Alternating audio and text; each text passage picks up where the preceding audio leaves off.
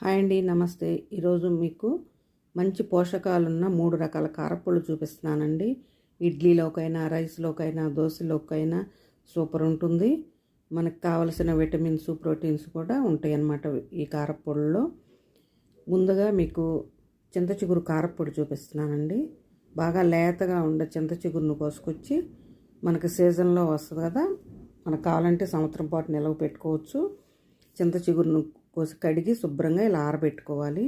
నీడలోనే తేమ లేకుండా ఇలా ఆరబెట్టుకోవాలి.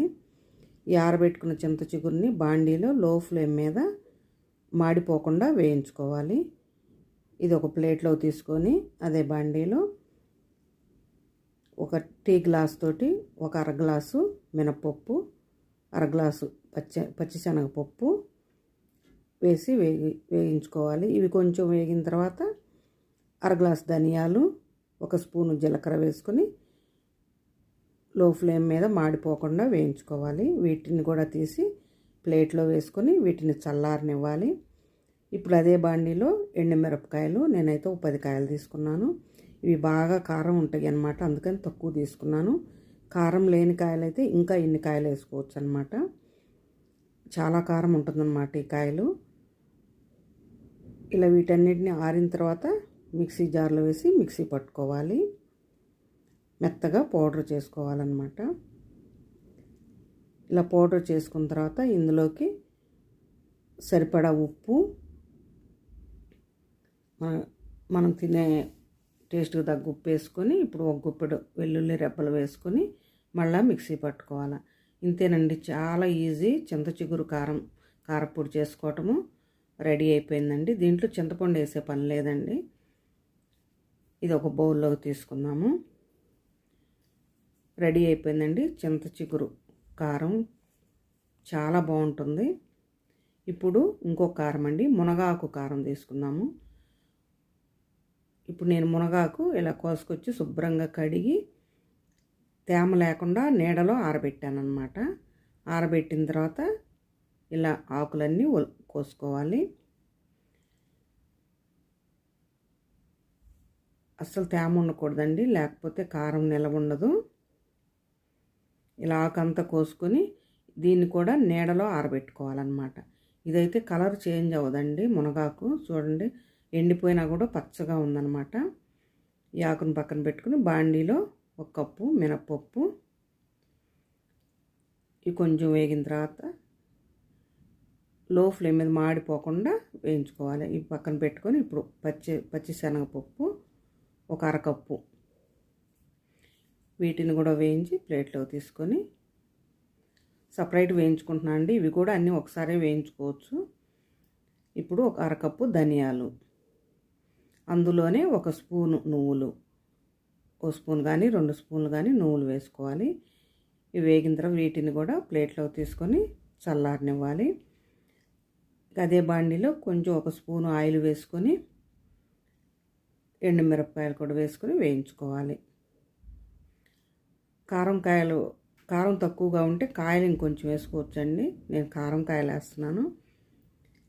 ఈ ఎండుమిరపకాయలు వేగిన తర్వాత అదే బండిలో మనం ఆరబెట్టుకున్న మునగాకును కూడా వేసుకొని కొంచెం వేయించుకోవాలి, లైట్గా వేయించుకోవాలి. ఆ పచ్చివాసన అనేది పోయిద్ది అన్నమాట లైట్గా వేయించుకుంటే. వేగిపోయినాయి. లో ఫ్లేమ్ మీదే వేయించుకోవాలి ఏదైనా కానీ, లేకపోతే మాడిపోతాయి, టేస్ట్ మారిపోతుంది. ఇప్పుడు వీటన్నిటిని తీసి ఒక ప్లేట్లోకి తీసుకొని ఆరబెట్టుకోవాలి. ఇవి పక్కన పెట్టుకున్నాక ముందుగా వేయించి పెట్టుకున్న పప్పులన్నిటినీ మిక్సీ పట్టుకోవాలి. చూడండి, ఇలా మెత్తగా మిక్సీ పట్టుకున్న తర్వాత ఈ ఆకుని ఎండుమిరపకాయలను కూడా వేసి మళ్ళీ మిక్సీ పట్టుకోవాలన్నమాట. మునగాకు మనం ఎంత కోసినా కొంచెం కూడా కాదండి, అందుకని ఆకే మరింత కోసి పెట్టుకోవాలి. చూడండి, ఇలా మెత్తగా పొడి అయిపోయింది. ఇప్పుడు ఇందులోకి తగినంత ఉప్పు, ఒక గుప్పెడు వెల్లుల్లి రెబ్బలు, ఒక నిమ్మకాయ సైజు అంతా చింతపండు, కొంచెం జీలకర్ర వేస్తున్నాను. జీలకర్ర వేయించకుండా వేస్తే మంచి స్మెల్ వచ్చిందండి, అందుకని లాస్ట్లో వేస్తాను అన్నమాట. రెడీ అయిపోయిందండి మిక్సీ పట్టుకుంటే రెడీ అయిపోయింది. మునగాకు పొడి కూడా రెడీ అన్నమాట. ఇది ఒక బౌల్లోకి తీసుకుందాము. ఇప్పుడు 2 కారాలు అయిపోయినాయి కదా, ఇంకొక కారం చూపిస్తానండి. రెడీ అయిపోయిందండి. మునగాకు పొడి చాలా మంచిదండి ఆరోగ్యానికి. మేమైతే రోజు 1 స్పూన్ అయినా రైస్లో తింటాము. ఇప్పుడు కరివేపాకు కారం తీసుకుందాము. కరివేపాకును కూడా శుభ్రంగా కడిగి ఇలా ఆరబెట్టుకోవాలి. ఈ కరివేపాకును కూడా నీళ్ళలోనే ఆరబెట్టుకోవాలన్నమాట. ఇప్పుడు ముందుగా బాండి తీసుకొని 1 కప్పు మినపప్పు వేసి వేయించుకోవాలి. ఇవి వేగిన తర్వాత 1 కప్పు ధనియాలు, ఈ ధనియాలు వేగిన తర్వాత ధనియాలు కూడా తీసి ప్లేట్లో వేసుకొని ఇప్పుడు 1 అరపు కప్పు పచ్చెనగపప్పు వేసినందువల్ల మంచి టేస్ట్ వచ్చిద్దండి కారము. అందుకే ఏ కారపొడిలో అయినా పచ్చెనగపప్పు కొంచెం వేస్తే చాలండి, టేస్ట్ బాగుంటుంది. ఇప్పుడు 1 స్పూన్ ఆయిల్ వేసి ఎండుమిరపకాయలు కూడా వేయించుకోవాలి. ఈ ఎండుమిరపకాయలు కూడా తీసి ఈ పప్పుల్లో వేసేసుకొని ఇప్పుడు ఈ ఆరబెట్టుకున్న కరివేపాకును కూడా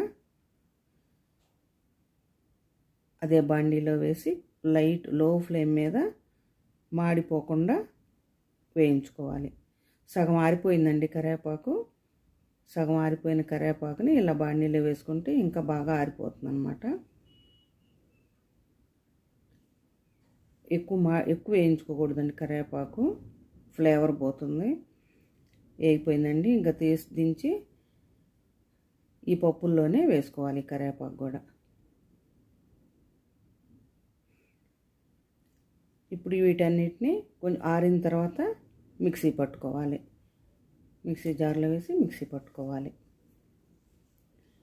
కరివేపాకు కూడా కాల్షియం అండి, చాలా మంచిదండి. కరివేపాకు కూడా అన్నంలో రోజు తినబోయే ముందు 1 ముద్దలోకి కరివేపాకు కారం కానీ, చింత చిగురు కారం కానీ, మునగాకు కారం కానీ ఏదైనా కానీ 1 ముద్దలోకి తింటే మనకు ఆరోగ్యానికి చాలా మంచిదన్నమాట. ఇలా మిక్సీ పట్టుకుని మెత్తగా అందులో మళ్ళీ 1 కప్పు వెల్లుల్లి రెబ్బలు, నిమ్మకాయ సైజ్ అంతా చింతపండు, తగినంత ఉప్పు వేసి మిక్సీ పట్టుకోవాలి. ఇలా మెత్తగా పొడి చేసుకోవాలన్నమాట. రెడీ అయిపోయిందండి కరివేపాకు కారం కూడా. ఈ పొడిని ఒక బౌల్లోకి తీసుకున్నాము. రెడీ అయిపోయిందండి 3 రకాల కారపొళ్ళు. ఇంకెందుకు ఆలస్యం, మీరు కూడా ట్రై చేయండి. ఈ వీడియో కనుక నచ్చితే మీకు లైక్ చేయండి, సబ్స్క్రైబ్ చేయండి. మీరు కూడా ట్రై చేసి ఎలా వచ్చిందో కామెంట్ చేయండి. Thank you for watching.